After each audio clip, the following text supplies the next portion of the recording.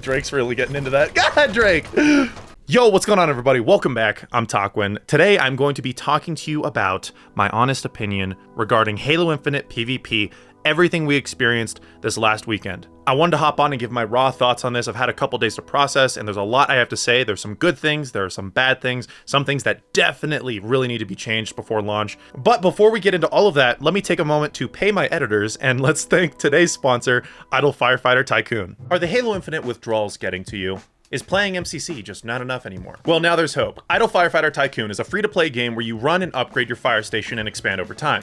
It's a blast trying to find every little upgrade to optimize your fire station and maximize profits. I have been playing this non-stop for the last few weeks and having a blast doing it. It's been making the wait between now and the next Infinite flight way better, and yeah, I can't recommend it enough. Beyond trying to optimize and upgrade your fire station's operations, the best thing about Idle Firefighter Tycoon is that it works even when you're offline. You can put it down, and when you come back to the app, you can collect all the rewards and profits that your fire station generated while you were away. In addition to that, they've recently launched Live Ops, a weekly event players can enjoy and compete in from Mondays to Sundays and build up their fire stations on a brand new Tropical Paradise map. Make sure to download Idle Firefighter Tycoon for free at the link in the description box below to ease the wait until Halo Infinite and build your firefighting empire. Thank you again to Idle Firefighter Tycoon for sponsoring this video.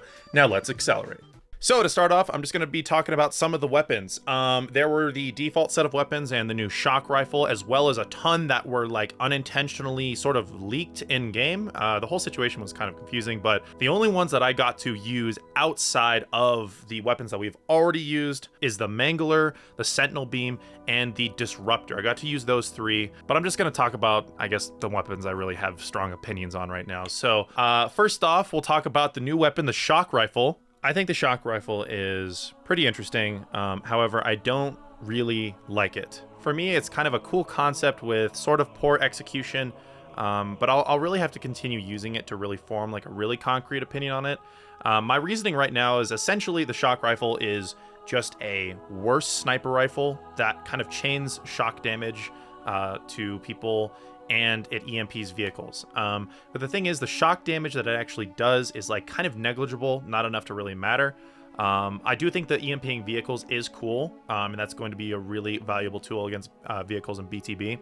But it just, I don't know, I feel like it has a very, very odd position in the sandbox right now, and it's kind of just a fringe weapon. Like if there's ever a sniper rifle, I'm going to pick that up over the shock rifle. But who knows, this weekend in BTB, maybe the shock rifle is something that's going to be really, really valuable, you know? But also considering that dynamo grenades and also the Disruptor, the shock pistol, most likely also EMPs vehicles, really, really hard to say whether if that's enough to make the shock rifle kind of worth using or even worth existing, in my opinion, right now. That could definitely change, but as of right now, that's my kind of reaction to the shock rifle. So next up, I guess let's talk about the AR, right? In my opinion right now, the AR is a bit too strong, not by a lot. I think it's in a really good spot. However, my opinion on it has changed since the first flight. I do think it is a bit too strong. I was kind of getting mapped with it in very strange scenarios. I don't know if that happened to anyone else who was playing the flight, but like, I remember I had a match on Behemoth where like I was BRing someone from across the map and they literally just cranked me with the AR.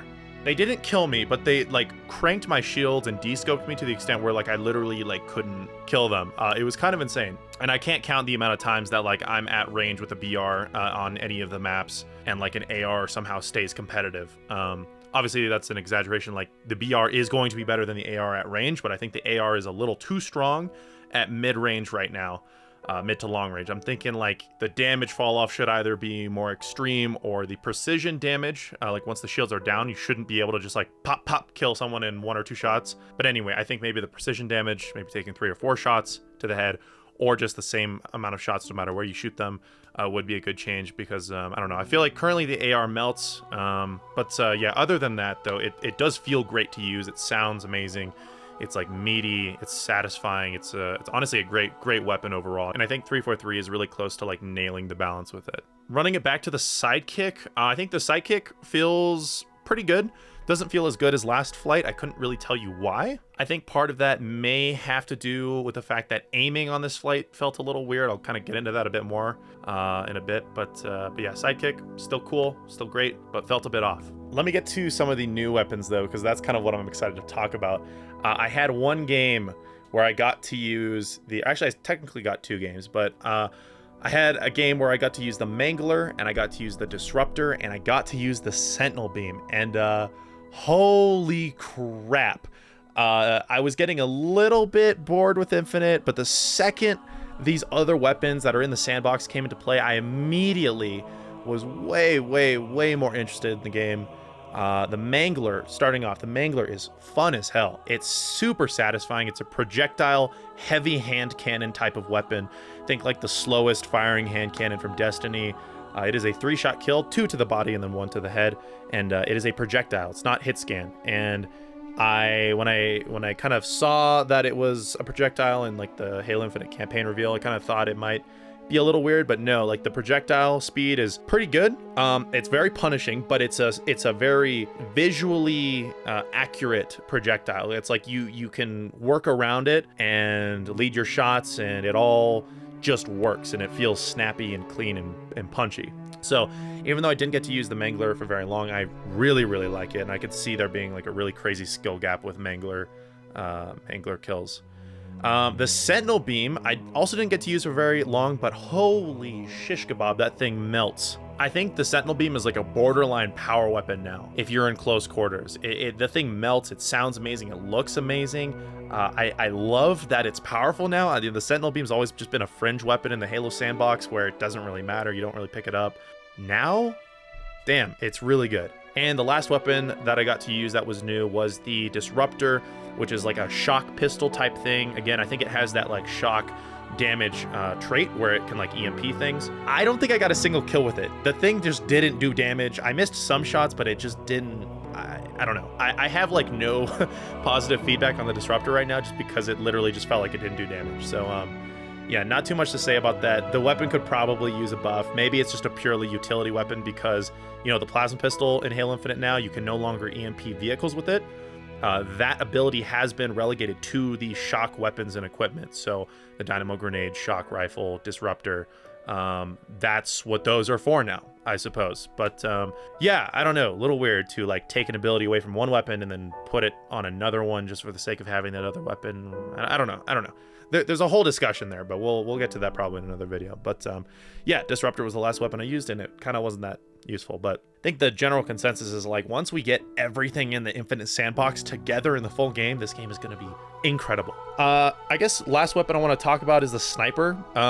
The sniper I think is perfect aside from one thing, and that is the hipfire accuracy. For those who don't know, the sniper is not perfectly accurate when you're no-scoping people, which is really weird. It's like you think it is, right? Because obviously there's that bloom, right? You shoot, and if you shoot again during that bloom period, obviously it's not going to be accurate, right? But no, the problem is currently, even when the sniper bloom is completely reset, you're just sitting there about to no-scope, that no-scope is not guaranteed to be a 100% accurate. It can vary off that center reticle a little bit. I did some testing while I was on stream, and it appears that like I was looking at a wall, I shot it, and the bullet did not go right where my reticle was placed. So that's a bit alarming. I don't like that. I know that's, I'm sure, some balancing that 343 has put in there to counteract like PC players and no-scoping. Don't like that at all. I think the sniper in Halo Infinite is already really tough to no-scope with. And I think they've already struck a good balance with like the reticle size and just the way the sniper feels in general, the low bullet magnetism, all of that. I don't think they need to make it inaccurate and random because that's for other games. Halo Sniper has always been perfectly accurate where you place that reticle, and that's how it needs to stay, in my opinion. So that's my big criticism on the sniper as it is right now. Other than that, though, I think it is a blast to use, and I absolutely love how hard it is to snipe with it. I think it's going to make snipes really impactful again. Like in Halo 5, you would see people sniping people left and right because it was just so easy to get it with that crazy bullet magnetism. And yeah, I'm excited for the sniper rifle to be like a really hype weapon to use again. Like when you finally do get a kill, it's satisfying. It's a hype moment. But yeah, moving on, I guess I'll talk about aiming before I talk about any of the maps. The aiming on this flight felt way worse than last time. I'm not sure why that is. 343 has put out a couple statements about it. They say they have made a bunch of improvements internally and that for launch, mouse and keyboard aim and controller aim and all that stuff will feel much better and be calibrated and locked in and feel great for launch. So that's really good to hear because wow, dude. Like, not only was there a problem, or not a problem, apparently it was intentional, where there was no red reticle on PC for controller or mouse and keyboard.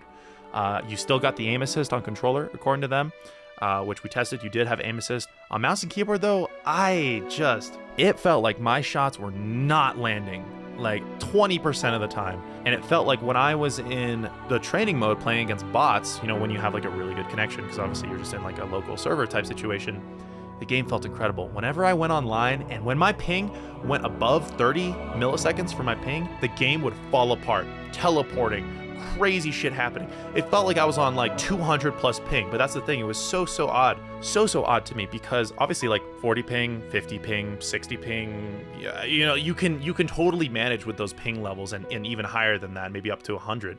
And obviously there's people in, you know, different regions like Australia and New Zealand, all that stuff, who deal with crazy pings on the regular. But in Halo Infinite, don't know why, you guys, I regularly play on like, you know, sometimes 50, 60, 70 ping. Don't know why. In Halo Infinite, if the ping to the server in the multiplayer game was above like 40 milliseconds, the game was like borderline unplayable for me. Your shots wouldn't register. Melees would like not trade correctly. You could hit someone's back if you ninja'd them, which I did a lot of this flight, and it would do nothing. I don't know if you can see in this clip here, I literally like ninja 3 people and like nothing connects. Very strange, but I'm hoping that their whole net code, all that stuff gets ironed out before launch, because man, if your ping is above like 30, 40, the game starts to feel really bad and really uncompetitive. Like if you play against sweats and you're on a high ping in Halo Infinite, holy crap, it does not feel good. So that is like my biggest probably criticism of the flight, is that the fact that the game online literally starts to fall apart on higher pings. And I'm hoping, really hoping that gets fixed, because that really hampered my experience for sure. And it wasn't just me, by the way. A lot of my friends on higher ping setups, they had some major problems, and the game was just kind of like a meme fest, because you could get meleeed from a mile away, your melee could not lunge, you could punch someone, they wouldn't take damage, your gun would not register. Like, it was just a whole thing. Okay, rant over. Peace and love. So moving on, I guess, to maps, right? Let's talk about Behemoth. Behemoth is fucking incredible, and I say that with every ounce of passion in my little Halo fan heart. The map Behemoth, and I can say this with 100% confidence, is going to be an instant classic to Halo, in my opinion.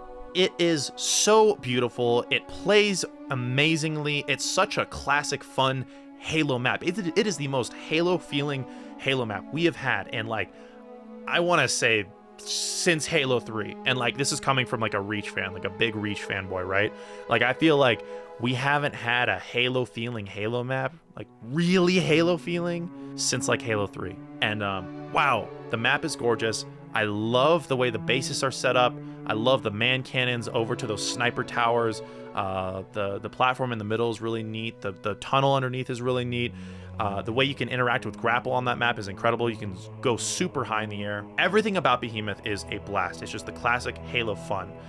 Do I consider it really like a competitive map? Not really, but it is so much fun to play on. Bumping the vehicles off the map, driving around to the other base, grabbing the flag, you know, just all the cool spawn. Like, it's just, I can't say enough good things about Behemoth. I already adore that map, and whoever made it, I don't know if you're watching this video or not, but I would like to say to you, job well done, and I look forward to every single map that you design in the future, because hot damn, bang up job.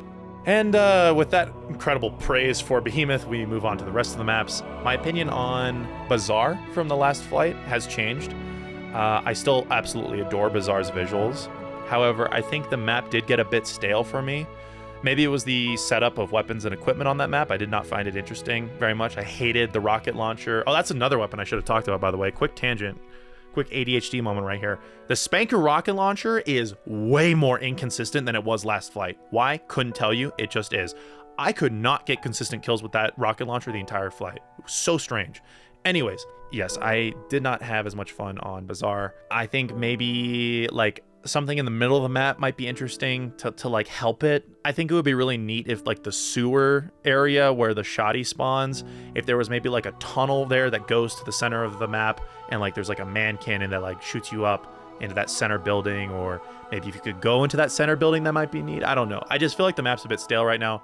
By the way, that idea for like the tunnel from the sewer area, That was from my good friend Josiah, or Nade God. Definitely check him out if you don't know who he is already.